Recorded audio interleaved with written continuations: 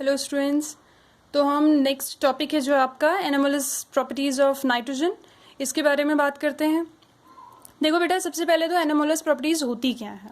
Anomalous properties हम उन्हें बोलते हैं कि किसी भी ग्रुप का, आपने देखा होगा अगर हमने पी ब्लॉक क्लास 11th में भी पढ़ा था तो उसमें हमने जो फर्स्ट मेंबर होता है किसी भी ग्रुप का, फर्स्ट मेंबर वो थोड़ा डिफरेंट प्रॉपर्टी शो करता है rather than the entire members of the group. ऐसा क्यों होता है? क्योंकि उसका स्मॉल साइज होता है और बाकी चीजें भी उसमें इन्वॉल्व होती हैं, बाकी सारी प्रॉपर्टीज भी होती हैं। इस वजह से जो पहला मेंबर है, फर्स्ट मेंबर है, वो थोड़ा डिफरेंट प्रॉपर्टी शो करता है। इसी को हम क्या बोलते हैं? Anomalous property. तो इस ग्रुप में फर्स्ट मेंबर है आपका नाइट्रोजन, तो उसके बारे में हम पढ़ेंगे कि उसकी एनोमलस प्रॉपर्टीज किस तरीके से होती है। तो सबसे पहले जो नाइट्रोजन है, अगर मैं ग्रुप 15 की स्पेसिफिकली बात कर रही हूँ तो ग्रुप 15 का जो नाइट्रोजन है फर्स्ट मेंबर, वो एनोमलस प्रॉपर्टी क्यों शो करता है? क्यों करता है ध्यान से देखिए। सबसे पहले तो उसका स्मॉलेस्ट साइज होता है। पूरे ग्रुप में सबसे छोटा कौन सा होता है? नाइट्रोजन।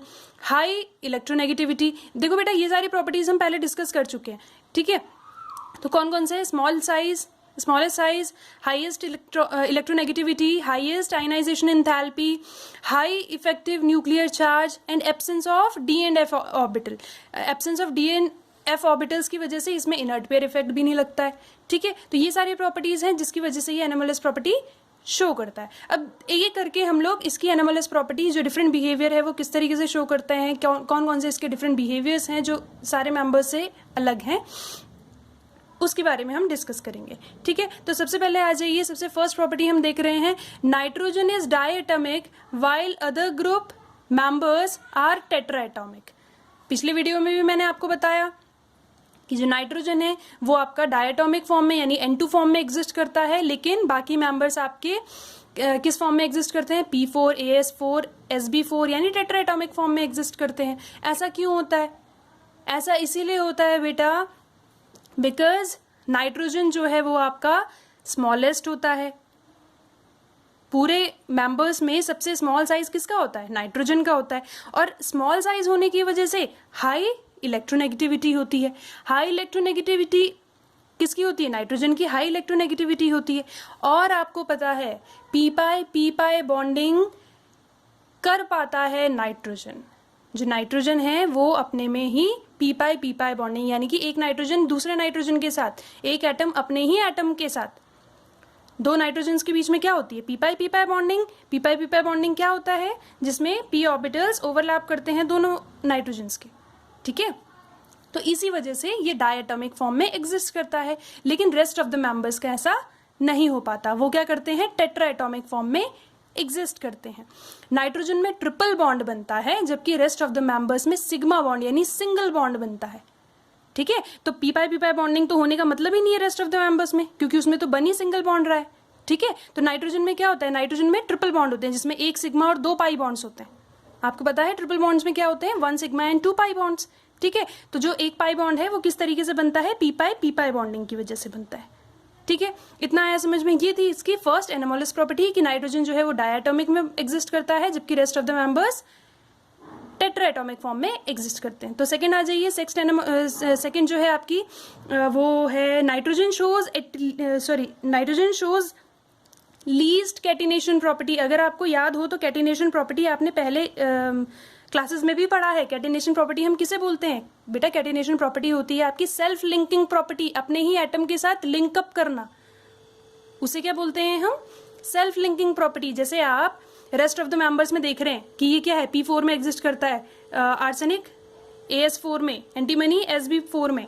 ये किस में एग्जिस्ट कर रहे हैं? अपने ही मेंबर्स के साथ लिंकअप कर रहे हैं, तो इसी को हम कैटिनेशन प्रॉपर्टी बोलते हैं। लेकिन आपको पता है नाइट्रोजन में ऐसा होता ही नहीं है। क्यों नहीं होता ऐसा? सबसे पहली बात, कैटिनेशन प्रॉपर्टी होने के लिए सिग्मा बॉन्ड होना चाहिए। कैटिनेशन प्रॉपर्टी होने के लिए आपका सिंगल बॉन्ड होना चाहिए।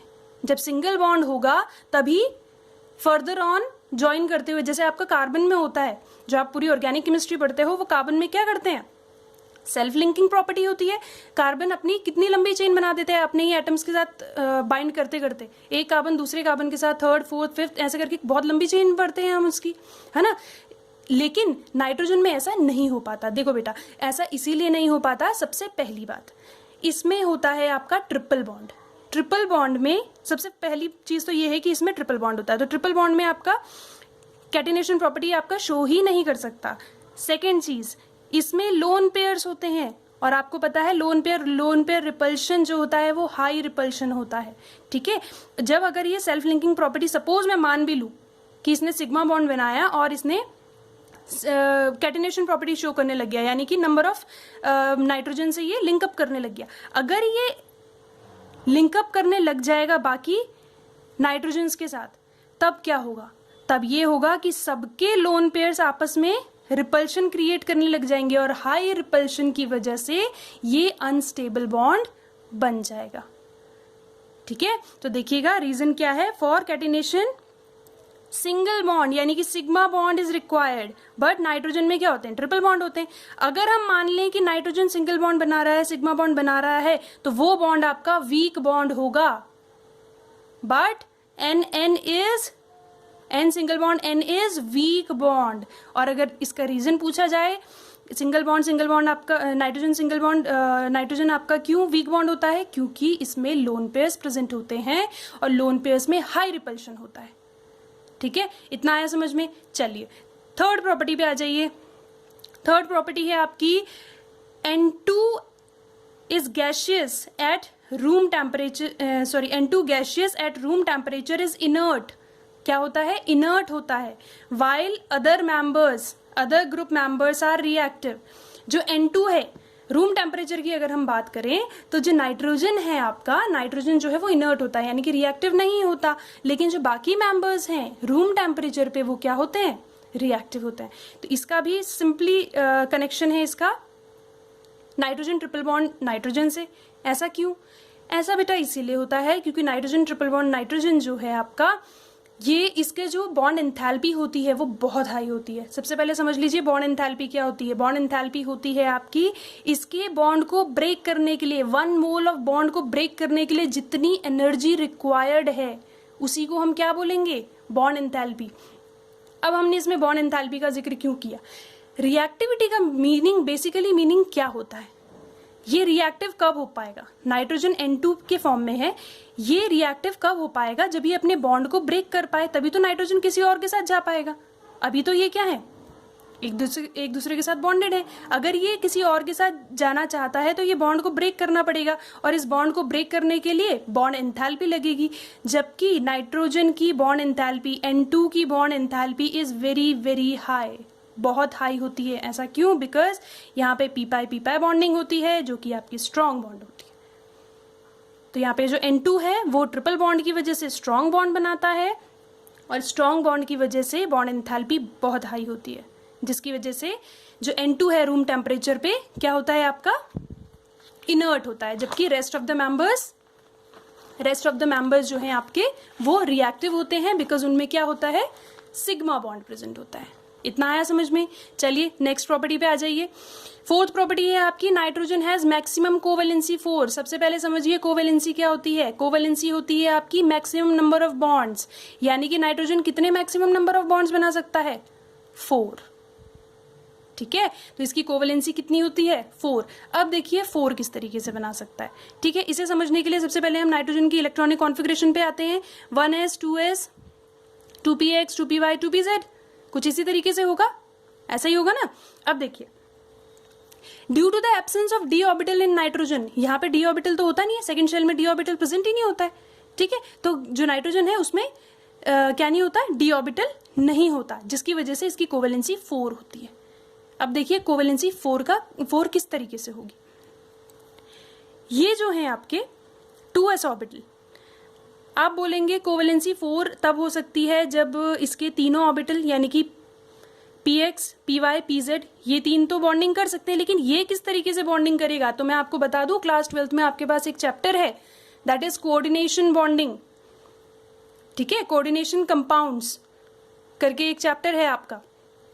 तो जो कोऑर्डिनेशन कंपाउंड्स हैं वो देखो बेटा, कोऑर्डिनेशन बॉन्ड होता है एक तरीके का। कोऑर्डिनेशन बॉन्ड्स हम उन्हें बोलते हैं जब कोई एलिमेंट अपना पेयर ऑफ इलेक्ट्रॉन्स किसी से शेयर कर लेता है, किसी को पार्शियली डोनेट कर देता है, उसी को हम क्या बोलते हैं, कोऑर्डिनेट बॉन्ड।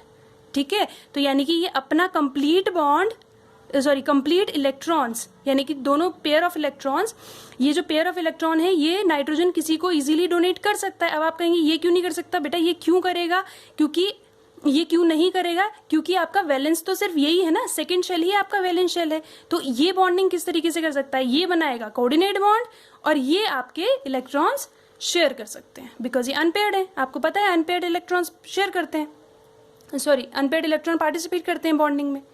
ठीक है, इतना आया समझ में, यानी कि जो 2s ऑर्बिटल है वो आपका कोऑर्डिनेट बॉन्ड बनाएगा, जबकि रेस्ट ऑफ द मेंबर्स आपके जिस तरीके से पार्टिसिपेट करते हैं बॉन्डिंग में, क्योंकि ये अनपेयर्ड है। ठीक है, इतना आया समझ में, ये बनाएंगे, ये आपके कोवेलेंट बॉन्ड्स बना सकते हैं जो आपके p के ऑर्बिटल्स हैं। इतना आया समझ में। तो 4 orbitals can participate in bonding, ये 4 ऑर्बिटल्स आपके पार्टिसिपेट कर सकते हैं बॉन्डिंग में। जबकि अगर हम बात करें फॉस्फोरस, आर्सेनिक और antimony can show covalency up to 6, जबकि कोवेलेंसी 6 तक ये शो कर सकते हैं, जो फॉस्फोरस, आर्सेनिक और एंटीमनी है। और ये किस तरीके से शो कर सकते हैं, ये सब आपका कोऑर्डिनेशन बॉन्डिंग में है, कोऑर्डिनेशन केमिस्ट्री में है। ठीक है, तो वो सब हम बाद में पढ़ेंगे। फिलहाल इतना समझ लीजिए, जो नाइट्रोजन है उसकी कोवेलेंसी 4 होती है, जबकि रेस्ट ऑफ द मेंबर्स आपके क्या कर सकते हैं, कोवेलेंसी 6 तक शो कर सकते हैं। और किस तरीके के कंपाउंड्स फॉर्म करेंगे, अगर ये 6 तक शो करेंगे तो ये करेंगे कोऑर्डिनेट कंपाउंड्स। ठीक है, चलिए 5th प्रॉपर्टी पे आ जाइए। Due to absence of d orbital in nitrogen it can not form p pi d pi bonds. याद कीजिए, पहले हमने पढ़ा था p पाई बॉन्डिंग आपकी नाइट्रोजन में होती है। ठीक है, लेकिन यहाँ पे बात हो रही है p pi d pi bonding की। सबसे पहली बात, नाइट्रोजन में आपका d ऑर्बिटल तो प्रेजेंट ही नहीं होता है। अगर d ऑर्बिटल प्रेजेंट नहीं है तो क्या होगा, ये आपका p pi d pi bonding create नहीं कर पाएगा, p pi d pi bonding नहीं बना पाएगा, क्योंकि इसमें d ऑर्बिटल आपका प्रेजेंट ही नहीं होता है। तो आपके जो रेस्ट ऑफ द मेंबर्स हैं उनमें तो d ऑर्बिटल प्रेजेंट होता है, चाहे वैकेंट ही हो। जैसा p है आपका, फॉस्फोरस है आपका, फॉस्फोरस में क्या होता है आपका, d ऑर्बिटल होता है, वैकेंट होता है बट प्रेजेंट होता है। ठीक है, होता तो है। तो चलिए देखते हैं आपका जो p pi d pi bonding है वो किस तरीके से होती है, p pi d pi bonding होती क्या है। सबसे पहले तो आपको अगर p पाई बॉन्डिंग समझ में आई होगी तो आपको ये समझ में आ गया होगा p पाई d पाई का मतलब क्या होता है। इसका मतलब है p ऑर्बिटल, एक एलिमेंट का p ऑर्बिटल दूसरे के d ऑर्बिटल के साथ ओवरलैप करेगा, करके जो पाई बॉन्ड फॉर्म करेगा उसी को हम p pi d pi bonding बोलते हैं। चलिए एक कंपाउंड लेते हैं हम, CH3 whole thrice P double bond O। ठीक है, इसका स्ट्रक्चर कुछ इस तरीके से होगा, P double bond O CH3 CH3 CH3। ठीक है, ये सारे तो सिग्मा बॉन्ड्स हैं, सिंगल बॉन्ड है, सिग्मा बॉन्ड्स हैं। यहाँ पे डबल बॉन्ड आ गया ऑक्सीजन के साथ, P डबल बॉन्ड O। तो यहाँ पे एक सिग्मा होगा, दूसरा पाई होगा। अब देखिए सिग्मा कैसे बना है, पाई कैसे बना है। चलिए, तो फॉस्फोरस की आप इलेक्ट्रॉनिक कॉन्फ़िगरेशन देखेंगे, 1s2 2s2 2p 3s 3p और 3d आपका एम्प्टी है। ठीक है, यहाँ पे मैंने एक इलेक्ट्रॉन डाला है, लेकिन ये इलेक्ट्रॉन किस वजह से आता है आपको पता होगा। फॉस्फोरस जो है आपका क्या करेगा, स्क्रीनिंग इफेक्ट ज्यादा शो करेगा। क्यों शो करेगा, बिकॉज यहाँ पे s और p ऑर्बिटल्स इनर शेल्स हैं, ये क्या करेंगे, ज्यादा रिपल्शन देंगे किसमें, वैलेंस इलेक्ट्रॉन्स, वैलेंस ऑर्बिटल्स में ज्यादा रिपल्शन क्रिएट करेंगे। ज्यादा रिपल्शन की वजह से क्या होगा, यहाँ पे ये स्टेबल नहीं रह पाएगा और ये जंप करके अपने d ऑर्बिटल में चला जाएगा। ठीक है, तो चलिए ये देख लिया हमने। अब देखिएगा 3s और 3p ऑर्बिटल क्या बनाता है, sp3 हाइब्रिड ऑर्बिटल बनाता है। क्या करता है, हाइब्रिड ऑर्बिटल। और आपको पता है हाइब्रिड ऑर्बिटल जो है आपका हमेशा, देखो बेटा हाइब्रिडाइजेशन हमेशा आपकी सिंगल बॉन्ड के साथ रिलेटेड होती है। ठीक है, कभी भी पाई बॉन्ड्स में आपको हाइब्रिडाइजेशन नहीं पढ़ने को मिलेगी। ठीक है, तो सिग्मा बॉन्ड्स में आपकी होती है, क्या होता है आपका हाइब्रिडाइजेशन होता है। तो देखिएगा ये रहा आपका फॉस्फोरस, ये रहा आपका ऑक्सीजन, इस बॉन्डिंग की बात हो रही है। ठीक है, तो ये जो है sp3 हाइब्रिडाइज्ड, ये sp3 हाइब्रिडाइज्ड होगा और यहाँ पे ऑक्सीजन का py ऑर्बिटल आ गया। ऑक्सीजन का देखिएगा 2s 2px 2py 2pz। ठीक है, इस तरीके से कुछ इसकी इलेक्ट्रॉनिक कॉन्फ़िगरेशन होगी। इसका जो 2py है, ये रहा इसका 2py, ये किसके साथ हेड टू हेड ओवरलैपिंग में आ जाएगा, इसका जो हाइब्रिड ऑर्बिटल है 3s और 3p मिलके एक हाइब्रिड ऑर्बिटल बनाएंगे sp3 हाइब्रिडाइज्ड ऑर्बिटल, तो उसके साथ ये क्या कर जाएगा, हेड टू हेड ओवरलैपिंग में। ठीक है, ये तो हो गया हेड टू हेड ओवरलैपिंग, यानी कि इन दोनों की हेड टू हेड ओवरलैपिंग हो गई। इन दोनों की हेड टू हेड ओवरलैपिंग हो गई तो कौन सा बन गया, सिग्मा बॉन्ड, ये वाला सिग्मा बॉन्ड बन गया। अब बात करिए पाई बॉन्ड की। पाई बॉन्ड किस तरीके से बनेगा, ये जो डी ऑर्बिटल है यहाँ पे जो जंप करके आया है 3s से 3d में आया है, ये जो डी ऑर्बिटल है इसके 2pz ऑर्बिटल के साथ साइड वाइज ओवरलैपिंग करेगा। साइड वाइज ओवरलैपिंग से पाई बॉन्ड बनता है, तो आप इसे क्या कहेंगे, डी पाई पी पाई बॉन्ड। इसी बॉन्ड को आप बोलते हैं डी पाई पी पाई बॉन्ड। ठीक है, इतना आया समझ में। यानी कि नाइट्रोजन में पी पाई डी पाई बॉन्डिंग नहीं होती। अब आप पी पाई डी पाई बोलें चाहे डी पाई पी पाई बोलें, ठीक है, इसका मतलब ये है कि नाइट्रोजन में पी पाई डी पाई बॉन्डिंग नहीं होती, सिर्फ कौन सी बॉन्डिंग होती है, पी पाई बॉन्डिंग। ठीक है, इतना आया समझ में। जबकि रेस्ट ऑफ द मेंबर्स ऐसा शो कर सकते हैं बिकॉज उनमें डी ऑर्बिटल प्रेजेंट होता है। अगर इतना समझ में आ गया हो तो नेक्स्ट प्रॉपर्टी पे चलते हैं। नेक्स्ट प्रॉपर्टी है आपकी last property, that is your hydrides के बारे में। ग्रुप 15 के जो बेटा हाइड्राइड्स होते हैं, याद कीजिएगा हमने पढ़ा था ऑक्सीडेशन स्टेट में, ऑक्सीडेशन स्टेट में हमने पढ़ा था कि जो -3 ऑक्सीडेशन स्टेट है वो डाउन द ग्रुप डिक्रीज होती है। ऐसा क्यों होता है, बिकॉज इलेक्ट्रोनेगेटिविटी भी डाउन द ग्रुप क्या होगी, डिक्रीज होती है। हाईली इलेक्ट्रोनेगेटिव नाइट्रोजन होता है, इस वजह से जो नेगेटिव ऑक्सीडेशन स्टेट है वो कौन सा शो करेगा, सिर्फ और सिर्फ नाइट्रोजन। देखिए, लेकिन यहाँ पे अगर हम ग्रुप 15 के हाइड्राइड्स की बात करें तो हाइड्राइड्स इसके -3 ऑक्सीडेशन स्टेट शो करते हैं। ऐसा क्यों होता है, देखिएगा, ऐसा इसीलिए होता है क्योंकि इनकी बॉन्डिंग यहाँ हाइड्रोजन के साथ हो रही है जो कि इलेक्ट्रोनेगेटिव नहीं होता। ठीक है, तो देखिए among hydrides of group 15 only NH3 is stable. NH3 ही आपका स्टेबल होता है। क्यों होता है, बिकॉज नाइट्रोजन यहाँ पे क्या है, इलेक्ट्रोनेगेटिव। ठीक है, PH3 इज स्लाइटली स्टेबल, बहुत कम स्टेबल होता है, जबकि rest of the members are highly unstable. ये बाकी क्या होते हैं, हाईली अनस्टेबल। एक और चीज, ये तो आपको पता चल गया कि नाइट्रोजन जो है वो हाईली इलेक्ट्रोनेगेटिव होता है, इस वजह से -3 इसमें स्टेबल होगा, जबकि रेस्ट ऑफ द मेंबर्स में नहीं होगा।